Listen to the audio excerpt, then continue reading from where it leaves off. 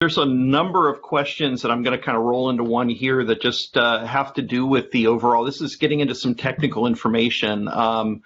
Maybe Ben or Jennifer, if you can just quickly hit on like what the raw files are coming off the camera, what codec and how you guys go to like a half-res format for editorial purposes.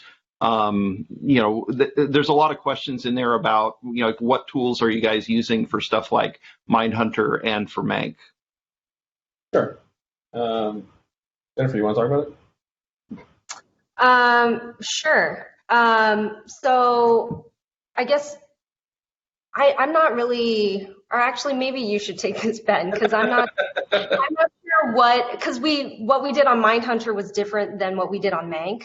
And so I was more familiar with how we were receiving dailies on Mindhunter. And I'm not sure what was implemented on set on Mank. One of the big differences between what we did on Mank and Mindhunter is that we worked with Adobe to be able to switch our workflow around so that we could work with all channels of production audio in our multi-clips rather than just using what would essentially be a production mixdown. The way that it used to work was that we would have our production mix, and if we needed to, say, go to Gary Oldman's audio, right, in Mank, because another character stepped on his line, we would have to go find the production audio and cut that in. And now we can actually just open that right up in Premiere with a simple match frame and get all access to all the production audio in the multi-clip for any angle, anytime.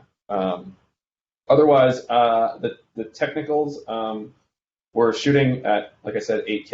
It comes off the camera as R3D files. That gets processed down to ProRes LT files, which we use in the offline. For offline editing, it's the ProRes LTs that are at 2K that are turned into multi-clips that we're editing with. And I know that some people are familiar with our stabilization pipeline, but we're actually editing at the aspect ratio of the movie, which is 2.21. And the edges of that, the four edges around the frame, are getting cropped off from that 2K down to 1920 by 874. And we use that extra edge for stabilization and additional sort of VFX padding work. And then everything gets finished at 6K. Once the edit is done, we go back and do all the final work and PI and everything. Yeah, and kind of to back off of that, we receive ProRes as well as H.264s.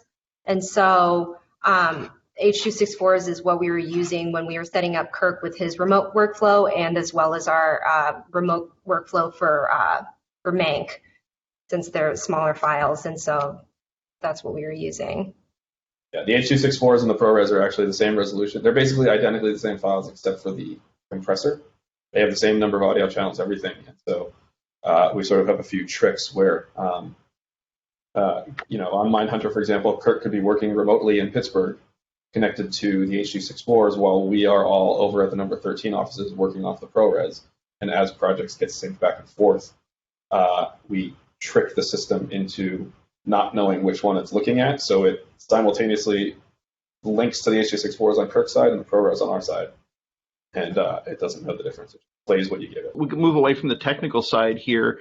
Savannah is asking an interesting question. What is the hardest milestone you personally had to go through to get to where you are now? Was there like one pivotal decision that you made that you feel kind of led to where you're working today? I'll take that. I was working in New York and didn't feel like I was interested always in storytelling formats, and I felt like that was somewhat limiting in New York, that there was going to be more opportunity in Hollywood and in Los Angeles. And that's just true for me. I mean, it depends on how you do all that. But anyway, when I came to Los Angeles, I actually targeted the company Propaganda Films based on their logo, because I said anyone who's got a logo like that has some serious creative chops.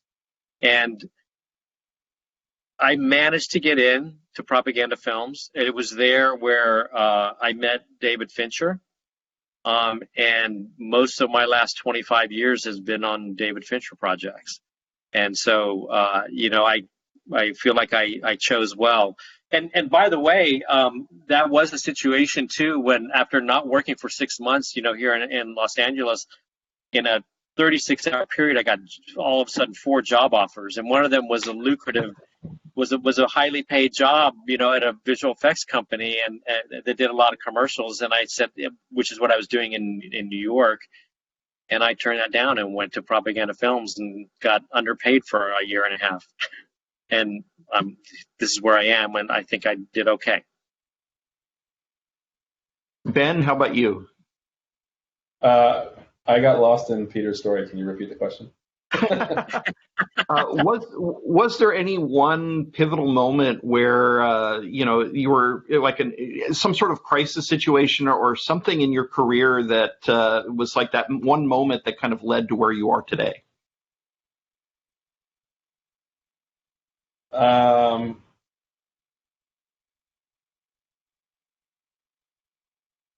It's not a crisis moment, but I made the decision to leave New York with my now wife to move to LA because I felt like I was sort of hitting the boundaries of where my trajectory in my New York film life was going to go. Sort of could see that horizon, and she had gotten into business school at UCLA, and I was sort of feeling that itch to come out to LA, and so we made the decision to come out together. And I remember driving down I-95, leaving New York on July 5th of 2012, and on that day getting 4 calls for work, saying, what am I doing leaving an entrenched footprints in a world that's very hard to get into in the first place? And just saying, no, this is right. This is what I want to do.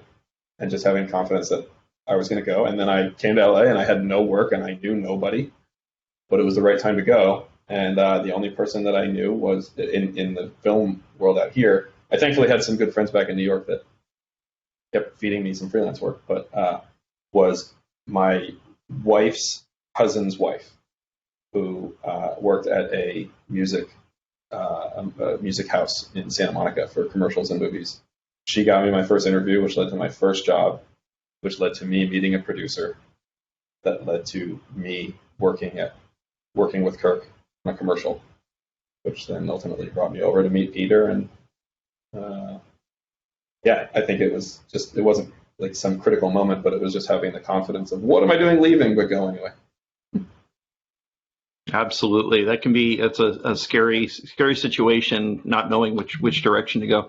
Jennifer, you're, coming out of film school relatively early. Where exactly did you go to film school, if I can ask? I went to Columbia College, Chicago. And what was the moment that brought you out to LA? So I feel like I got really lucky because I got an internship at Disney for their post-production and visual effects department in their live action division. And so right out of college, as soon as I graduated, moved out and started my internship. And so that opened up a lot of doors, and that's how I got an interview to PA as a visual effects PA on Pirates of the Caribbean. And through that, I just continue to keep meeting people. And I feel like my career path is pretty straightforward. And that's how I ended up here. Awesome. I had an opportunity to interview another member of who's worked on Fincher projects before, that's worked on shows like House of Cards, and he mentioned the whole concept of, if you're going to be a production assistant on whatever you're doing, make sure that is your job. And like Ben said earlier, find a way of doing it, perfectly, so that perfection shows through as you move through your career. It's kind of on the same line of that, Martin's Where can I send a CV to Team Fincher? I think the bigger thing is, what is your advice as far as, breaking into this industry? I think I've heard some common themes about making connections and perfection, but is there any last advice you'd like to give? Well, again, it's choose your crowd, because hopefully you will all rise together, and one person refers to you get referred to a job, you do a good job, and then suddenly they're asking you, like, hey, do you know somebody? And they're in a jam. Who are you going to call? You're going to call your film buddies who you trust. You're not picking them because they're your friends. You're picking them because they're good at what they do. And as long as everybody's following that rule, is that you're referring people because they're qualified for somebody, then you will all keep cross-pollinating your employment over the years, and it's pretty fun, actually. It's like I said, Mike Camphor, I've known him for decades, literally decades. 38 years, Peter. Yeah. Wow. That's a long time. Not to be a downer, but I think this is a very relevant thing, and both Lisa and Eugene are both asking questions about the current state of production, and also the current state of film viewership. I believe David signed, a 4-year contract with Netflix is that a shift that you're seeing overall with the cinematic experience kind of moving to these streaming services?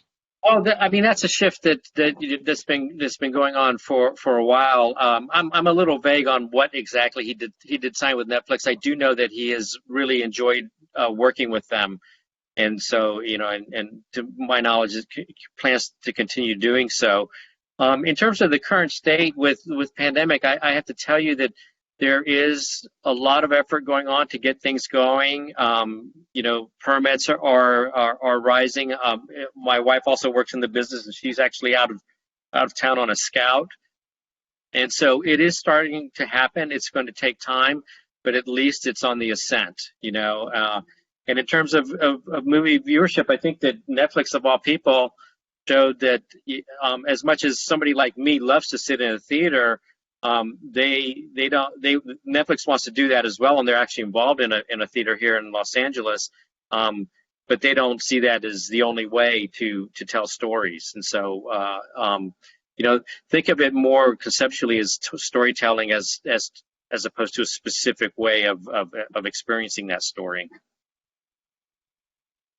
All right, I think we still have a number of questions, but we are actually about 5 minutes over time at this point. I'd like to take the moment to just thank all of our attendees today for coming up with some fantastic questions for the panel.